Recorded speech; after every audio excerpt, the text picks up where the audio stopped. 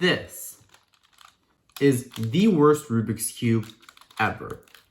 And I mean it. As you can tell, this is the Rubik's 4x4. But not this version. This is an older version, which I got for around 20 bucks. This is the YJMGC 4x4, which I also got for around 20 bucks. And I'll show you why I think this thing sucks. So, let me first do some turns on the MGC 4x4.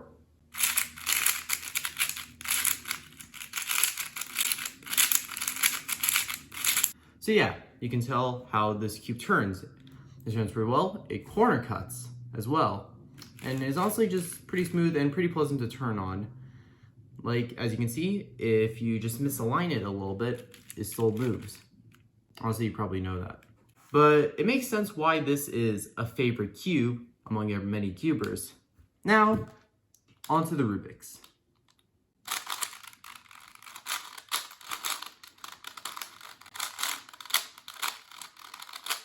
So yeah, you can tell how this cube doesn't really corner cut that much and is honestly pretty rough to turn.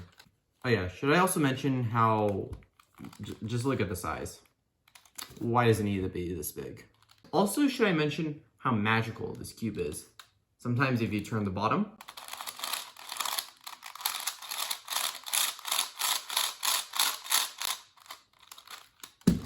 why does it do that? I don't know. What did Rubik's think when they made this? I don't know. But it's good that we have this version. However, you should still get this one. Anyways, now to show you how this really slows you down, I'll be doing a side-by-side solve between these two. Starting right now.